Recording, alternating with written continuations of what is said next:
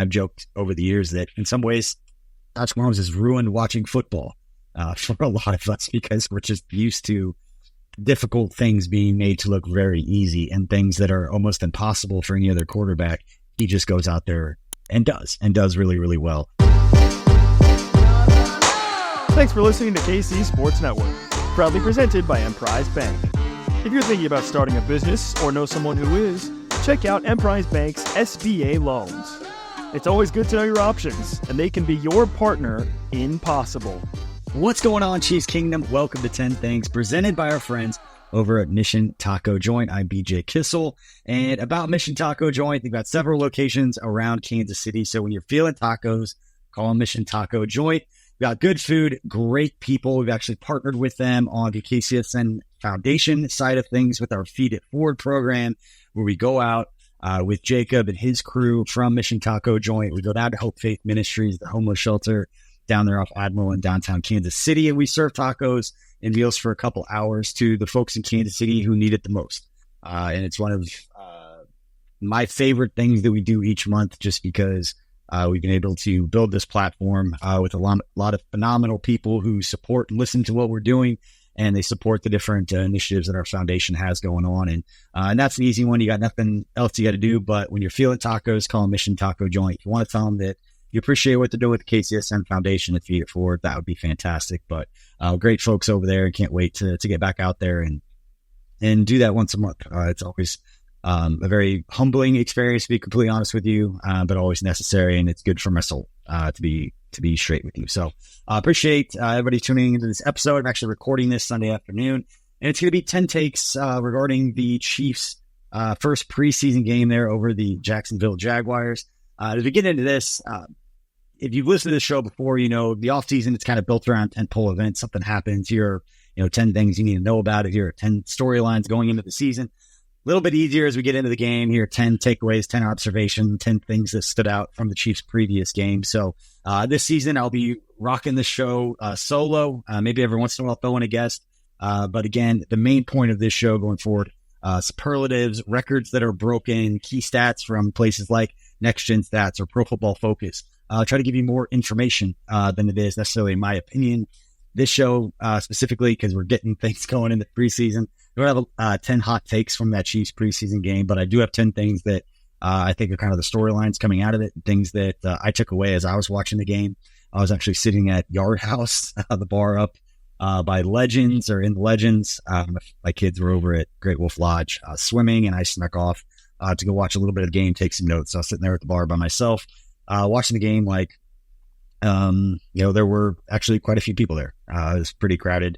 It's always fun to sit and just hear other people's perspective on the team as they're watching with their friends or family or whatever. But again, appreciate all you for hanging out. Please let me know in the comment section on YouTube, or let me know on social media what you like about the show, what you don't like about the show.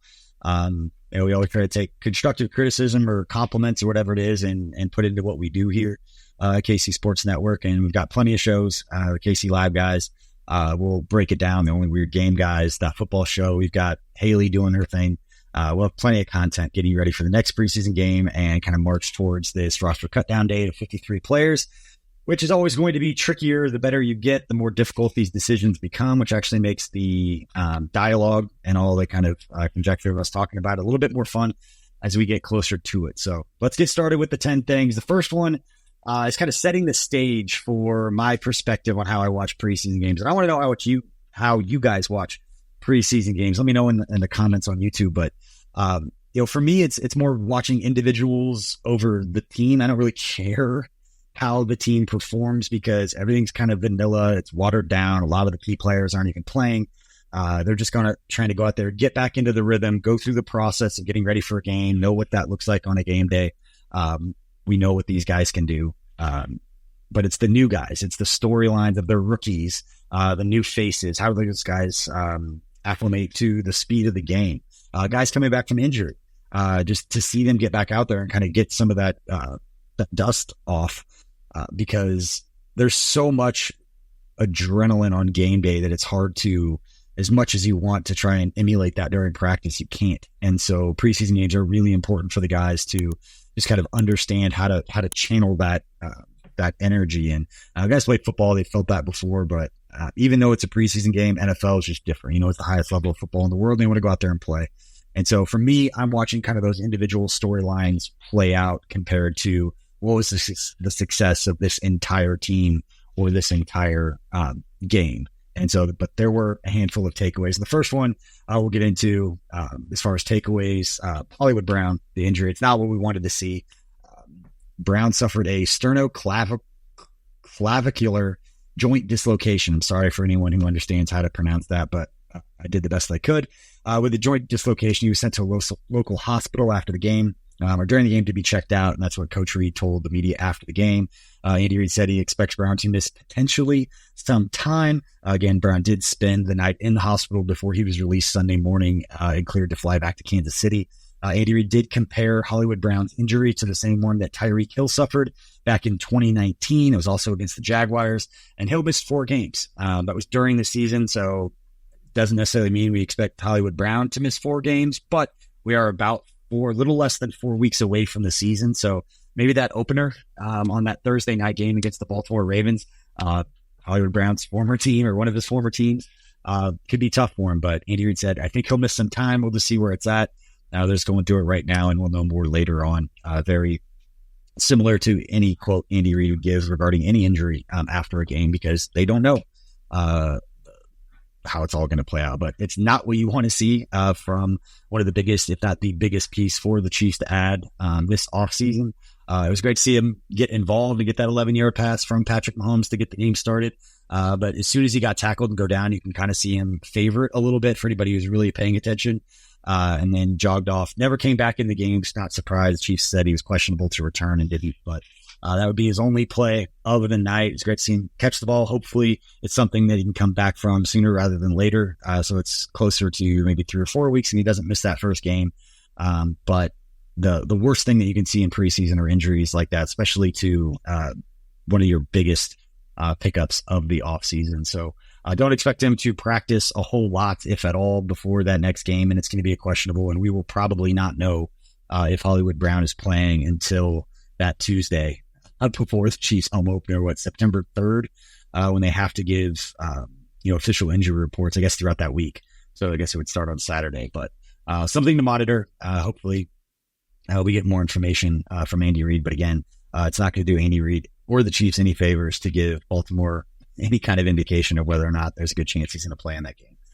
So move on to number 3, big one everybody's talking about now. Carson Steele, running back, the rookie undrafted free agent out of UCLA, had the big run that everybody's talking about, the highlight. And I said this going back, we had a chance to sit down with Carson Steele at the East-West Shrine Bowl down in Dallas is where that event is at now. I had a chance to talk with him. Craig, Maddie, Kent, the guys who are down there that do all of our draft stuff, or most of our draft stuff.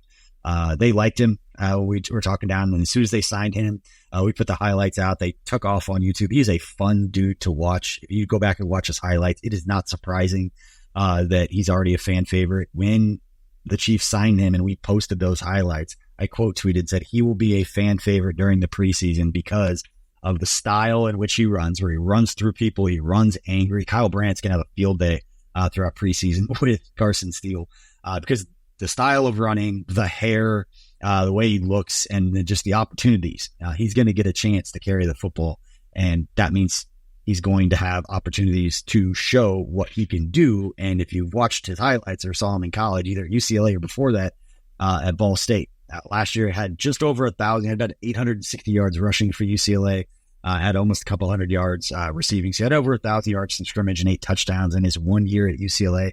But before that, he was at Ball State, ran for over 1,500 yards, had 900-yard games, or at least 100 yards rushing in 12 games in 2022 with Ball State. So not a surprise to see him find success, but a fun dude to watch. And whether it's fullback, whether it's running back, in a pretty contested, I'm going to say it's an interesting group depending upon how the roster shakes out at running back. We'll talk a little bit more in a minute because Deneric Prince I thought was really impressive as well. But running back's going to be a fun one. We'll get to that group here in a second. But one of the other players, Jaden Hicks, rookie safety, found his way around the football.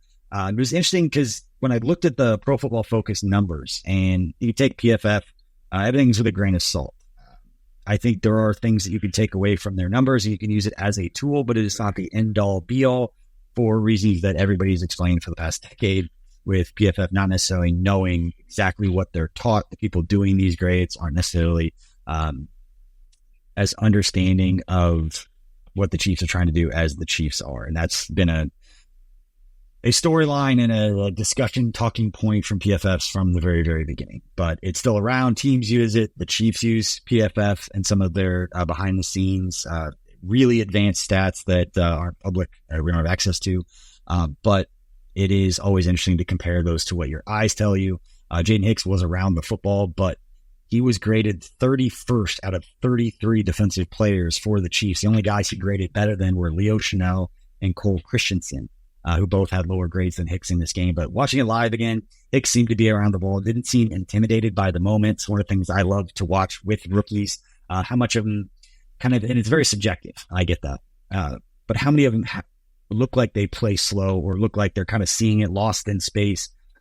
Those kinds of things, whether it's defensively or just who are the guys just flying around 100 miles an hour, not afraid to make a mistake. And that's kind of how I felt watching Hicks. He's always around the ball and didn't look nervous or intimidated by the moment, kind of channeled that adrenaline and all that energy into trying to go out there and make plays. And that's what you want to see from a rookie, especially one that I know our guys, again, Craig, Matty, and Kent absolutely loved him, loved that draft pick, and a guy that has flashed throughout training camp. For the folks that have been up there, I can say this. I personally have not been up at training camp this year. I've seen the clips that we put out, that everybody's putting out, kind of following camp without having to be there. It's a great thing about all the highlights and all the footage and all the people out of camp posting on social media. You get a chance to see everything without getting up there, running around with kids doing one thing or another. But yeah, Jaden Hicks, another one of those rookies, Carson Steele, the two guys that I think most Chiefs fans, one on each side of the ball, will be talking about throughout this week and created some buzz for themselves going into the next preseason game. Number 5, we'll do this and then we'll take a quick break. But number 5, and this isn't a huge development and not really surprising, but it was another nice reminder in watching Patrick Mahomes that he does even the simple things so well that we kind of just have become accustomed to taking these things for granted. His ability to make accurate, simple throws with his feet completely off platform. And we say that means his feet aren't set. You talk to go to any high school football coach or any lower level football coach and you talk to quarterbacks, step towards your target and all those kinds of things. The NFL, they don't always have that ability. They're evading pressure. They're changing the angles. He didn't clear his hip to put more on a throw it around a defender, whatever crazy, ways in which Patrick Mahomes goes out there and makes plays. He did it on the Hollywood Brown throw, did it on a couple others where his feet aren't set, but he's throwing an accurate pass. It's not the way you're going to teach it, but those are the things that you just can't teach. You can't quarterback coaches, and Coach Hoover, joined the Verbal Commitment show on KCSN earlier, and Coach Hoover works with high school quarterbacks. I doubt he's teaching a lot of things that we see Patrick Mahomes do, just because that's a natural ability. Coach Reed always talked about his baseball background and being able to throw and play middle infield and turn two and play shortstop and those kinds of things where you're throwing off platform like that a lot. And it stood out to me early in the game. I just kind of laughed as I was sitting there at Yard House watching him. And I've joked over the years that in some ways, Patrick Mahomes has ruined watching football for a lot of us because we're just used to difficult things being made to look very easy and things that are almost impossible for any other quarterback. He just goes out there and does really, really well. Like the behind the back pass that has been shown so much during camp that he's working on. And I don't know how much he's just messing around or if he might actually try that in a game. That would be the next development for Patrick Mahomes, is throwing a behind the back pass. But if you go back and watch his 6 plays early in this game, just watch his feet and watch his throws and just understand that is not normal. And I will continue to mention things like that because been watching Chiefs football for a very long time, and we are absolutely blessed to be able to watch a guy that's doing the kind of things that he is, and I'll never lose sight of that. All right, let's take a quick break right now, and we're going to hear from one of our newest partners. And if you've been following KCSN or on social, listen to any of our other shows, you've heard Tucker Franklin talking about the new KCSN hotline presented by Mint Mobile. If you want to Send any text messages, leave a voicemail. We can use those on the show. Just let us know what show it's for. We'll bring those up. But let's take a quick break. We'll be right back after this. We appreciate you supporting KC Sports Network by listening to our podcast. You have helped us become the highest-ranked Chiefs podcast network in 2022 and 2023. And don't forget about our daily Substack newsletter, the best written analysis you can find on the Chiefs straight to your inbox every day. kcsn.substack.com. You know when you discover a new binge-worthy show or a song that you bump on repeat and you have to share it with your friends so they can experience just how awesome it is? That's kind of what it feels like when you discover Mint Mobile offers premium wireless for $15 a month when you purchase a 3-month plan. That's such an awesome deal. There's no way you can keep it to yourself. Friends don't let friends overpay for wireless. Say goodbye to your overpriced wireless plan and switch to Mint Mobile. To get this new customer offer and your new 3-month premium wireless plan for just $15 a month, go to mintmobile.com/KCSN10. That's mintmobile.com/KCSN10. Cut your wireless bill to $15 a month at mintmobile.com/KCSN10. $45 upfront payment required, equivalent to $15 a month. New customers on first 3-month plan only. Speed slower above 40 gigabytes on unlimited plan. Additional taxes, fees, and restrictions apply. See Mint Mobile for details. Thanks, Tucker. So if you want to shoot a message to the KCSN hotline and be featured on one of the shows, call that number, text that number. You'll be talking to Tucker. So send those messages to him and he'll take care of that. We appreciate our friends over at Mint Mobile for taking care of that. All right, let's move on here. Number 6. It's the left tackle job. Not a huge surprise storyline. It's one of the top storylines we've been talking about since the beginning of rookie minicamp, almost going back to the Chiefs selecting BYU's Kingsley Suamataia. I'm going to butcher that again, and I'm sorry. You can let me know in the comments how bad that is. But yeah, Kingsley, Wanye, Morris battling for that left tackle spot. Wanye's been injured for the last couple of weeks. He had a shoulder injury. I believe it was August 2nd. So about 10 days ago, he's been practicing individually, but not doing the team stuff. And for a lot of people that have been out there watching and kind of trust some of the beat writers who know the game, who understand it, Nate Taylor being one of those, and what they expect that Kingsley, ultimately, it's going to be his job when he is ready. Last year, Wanye Moore started about half the games. But again, it kind of feels like, and from him getting 6 snaps, Kingsley, on Saturday, that it's kind of his job to lose at this point.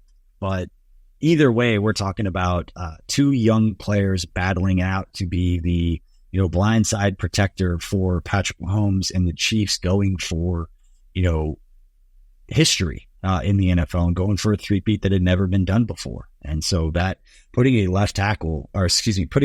at left tackle with what they've got going on is great for the future if he earns that job and plays well.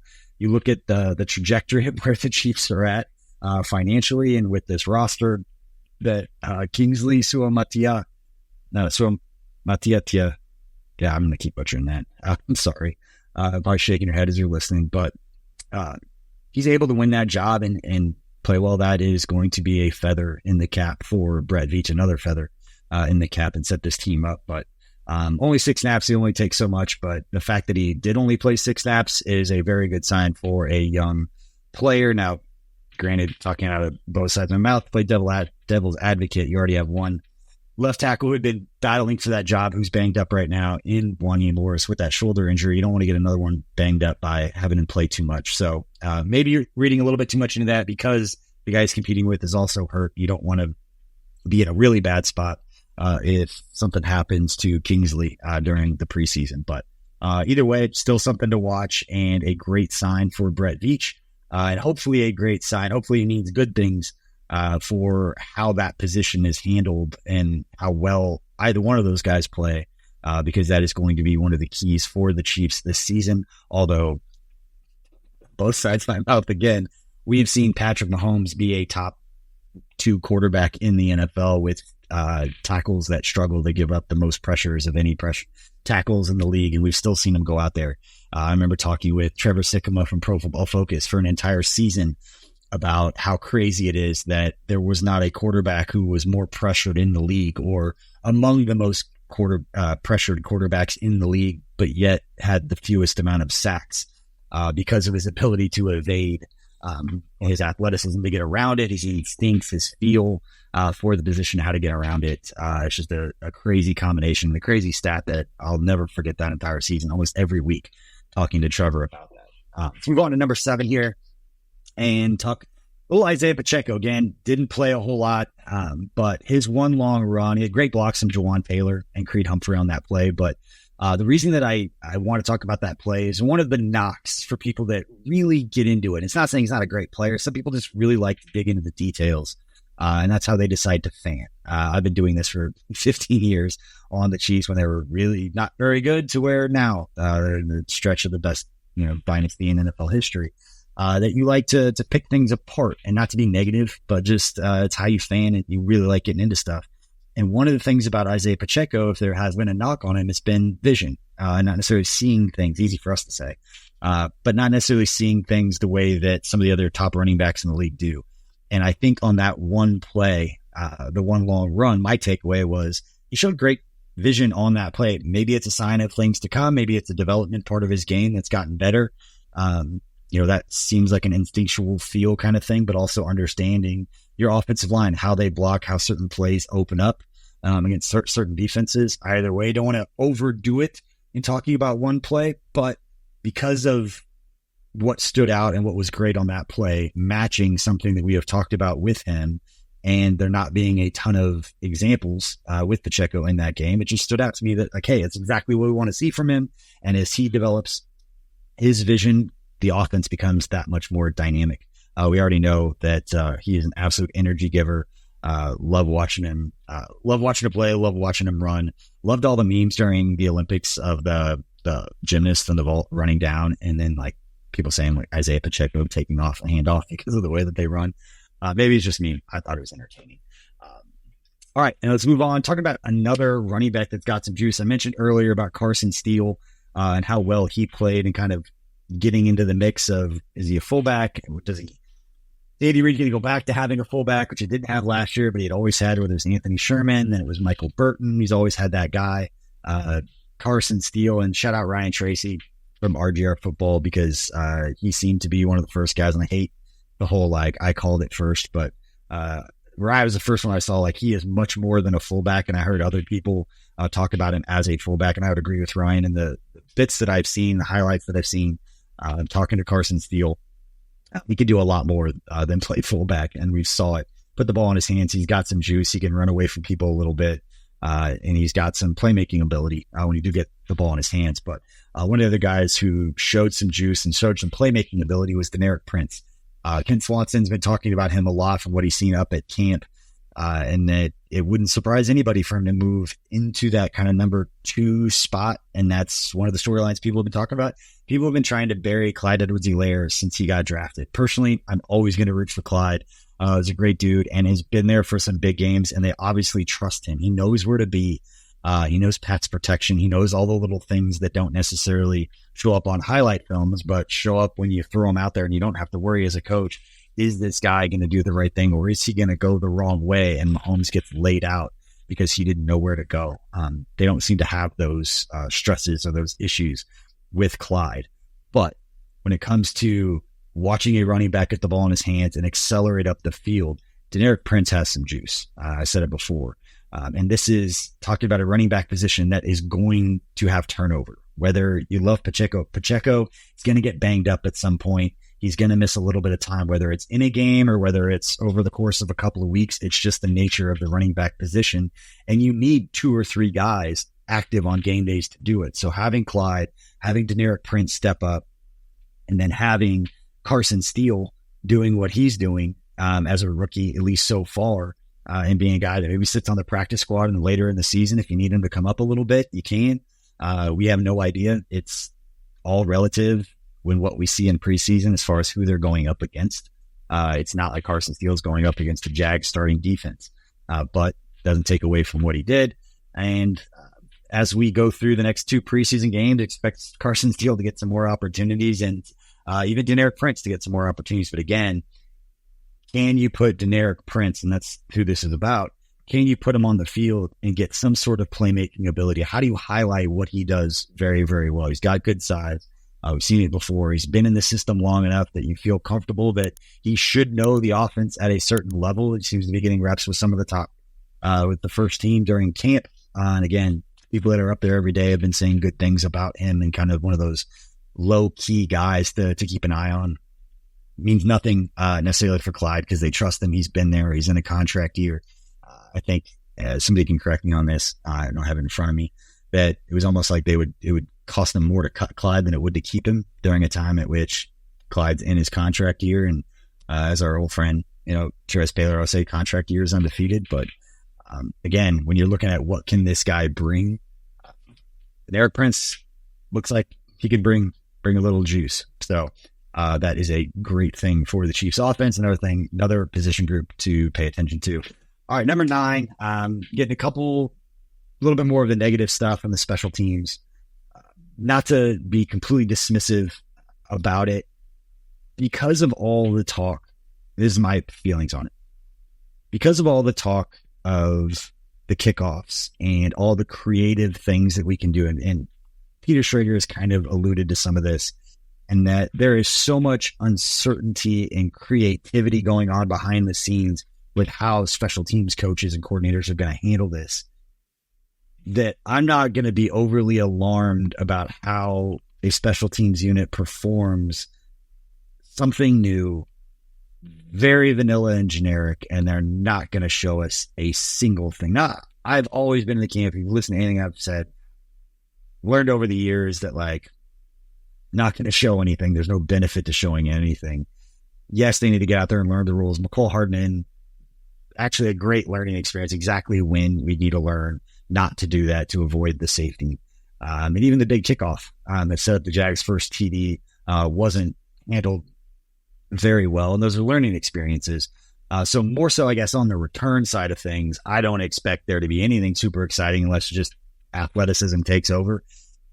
But they're not going to show anything. So call me in the camp of not being super alarmed with the special team struggles because of so much of what they're actually going to do during the season we haven't seen. Doesn't mean they aren't going to struggle because they're showing it for the first time, and it's going to be a big learning experience for everybody. But I do applaud the NFL. I saw some negative comments about it's kind of hokey for the NFL to try something like this, and it's more of like a XFL, USFL type deal, arena league kind of rule. But I think it actually brings some intrigue into something that really didn't have it.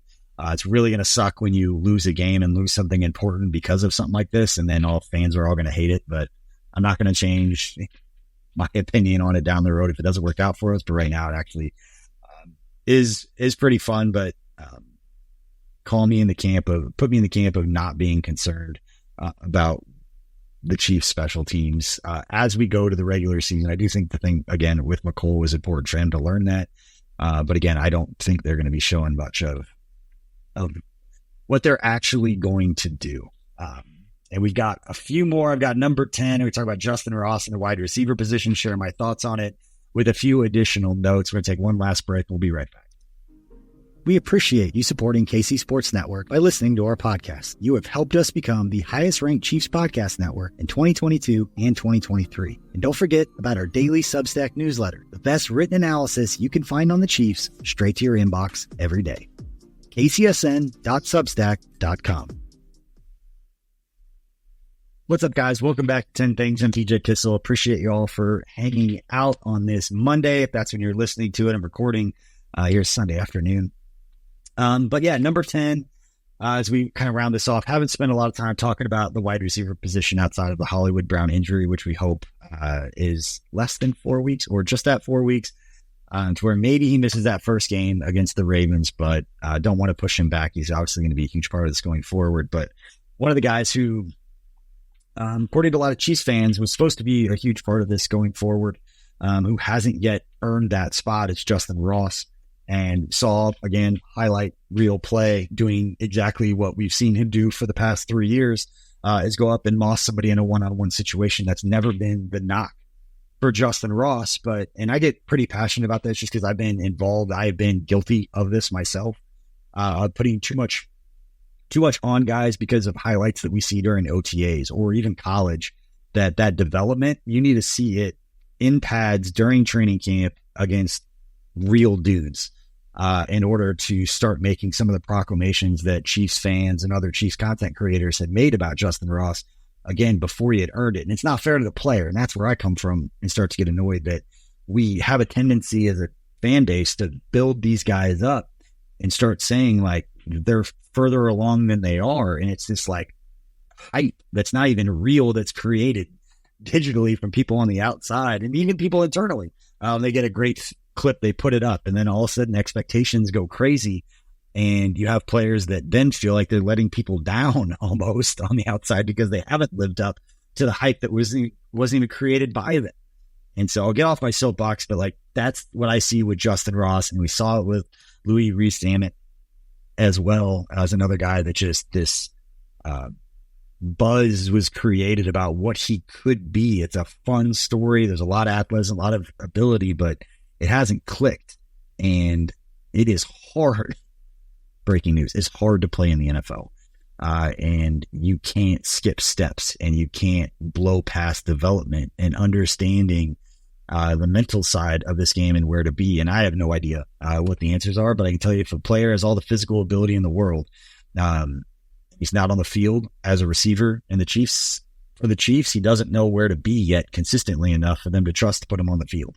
That's true with anybody. He doesn't know where to be in the right spot. He hasn't clicked with the rest of the offense and how the Chiefs run their offense. They work with somewhere else. The way the Chiefs run this system is very difficult to learn for receivers. They always talk about. It's not a huge surprise there. But Justin Ross, it's great to see him make the one play, but that wide receiver room, depending upon if they keep 6 or 7, I think as of now, they'll keep 6, depending upon the Hollywood Brown injury.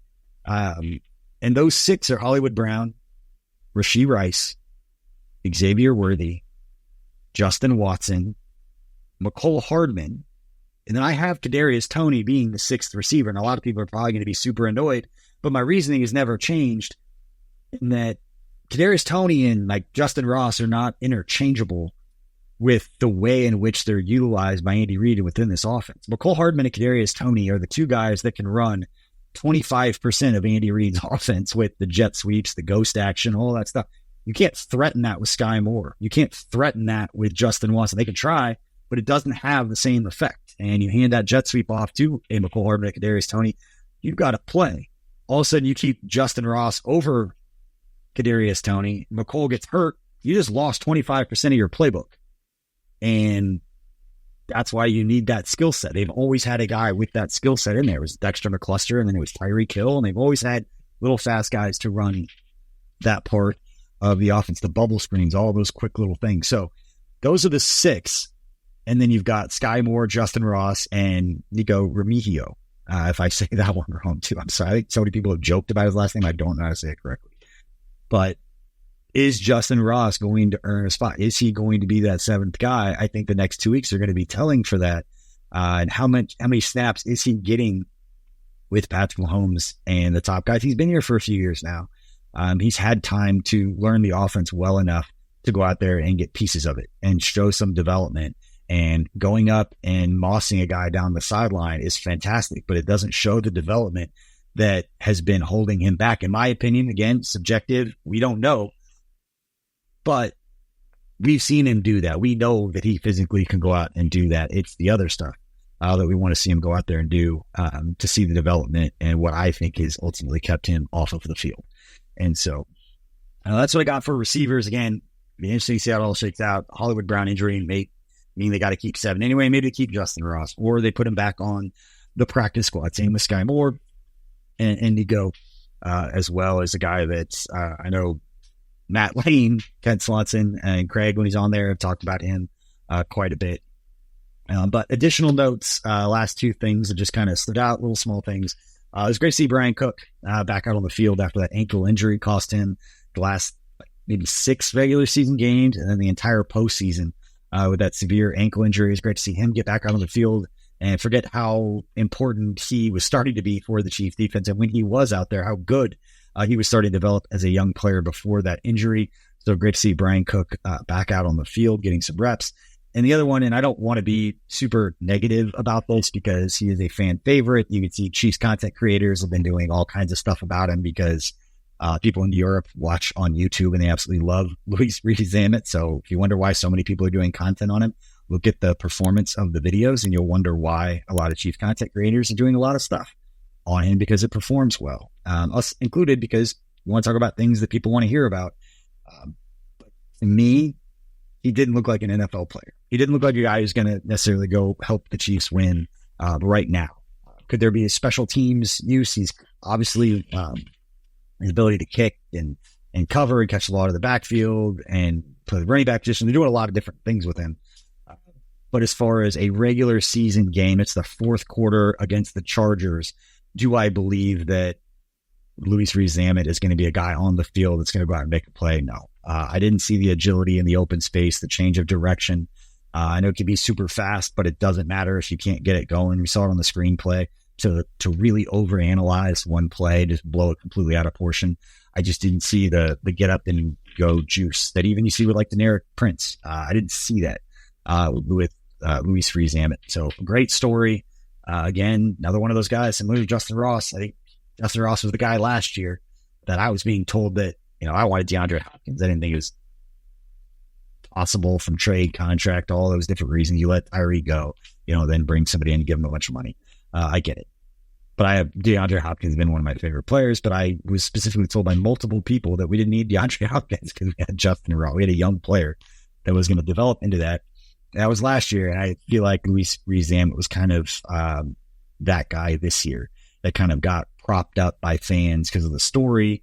Everybody was wanting to see the transition, and not that it's disrespectful to guys that played football for a long time, but sometimes I think we just kind of glossed over the fact this is a very difficult sport to play. Yes, there's some similarities between rugby and football, but just because you're really good at rugby doesn't mean you just throw a helmet on and be really, really good at football. It's like all those NBA players saying idiotic things like they could play in the NFL. There is zero chance they could do that. Let's have a little respect for the people that have been doing this for a very long time. Again, great story. I would and have held back any optimism surrounding him helping in a real way the Chiefs three-peat. Could be a developmental player that in a couple years does something on special teams or has a flash here or there maybe, but a guy that's consistently going to help you or do anything really this season to help. I don't see it. I'd love to be proved wrong, but I would temper those expectations a little bit. What you expect of him relative to the amount of content, the amount of people that have been talking about him. Great story. Not necessarily a story that's going to be in the final book of the Chiefs 2024-2025 season.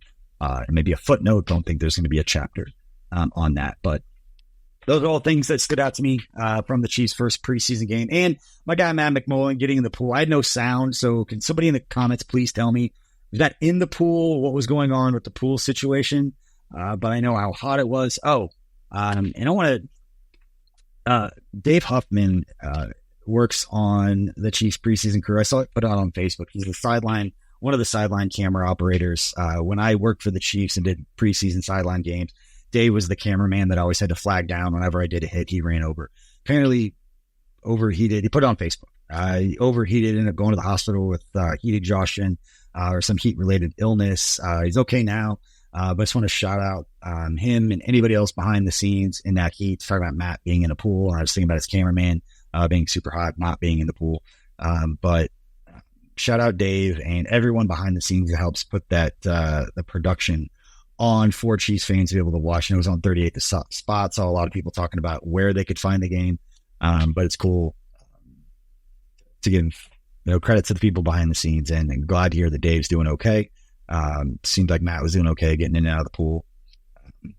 Shout out Matt, but appreciate everybody for hanging out and bearing with me through this 10 things for a preseason game. But we'll be back next week, breaking these down and having more information for you. Again, let me know in the comment section. If there's anything I missed, anybody who stood out, played really well in your eyes that I didn't mention. And yeah, appreciate all your support. Leave a review, leave a comment, hit that subscribe button, all that good stuff. And we appreciate you. And if you're a golfer, last thing, make sure to sign up for the KCSN Foundation's third annual Tacos and Bourbon Golf Tournament. It's on September 7th. It's on a Saturday. It's 2 days after the Chiefs' home opener against the Baltimore Ravens. We have got a lot of fun things planned for this golf tournament. You're not going to want to miss it. All the information's on social media. You can go to my personal Twitter X account. You can go to the KCSN one, find everything you need to get. But yeah, come out, golf with us. We're all going to be there. It's going to be a great time. But again, thanks for hanging out. Thanks for listening or watching. We'll see you next time.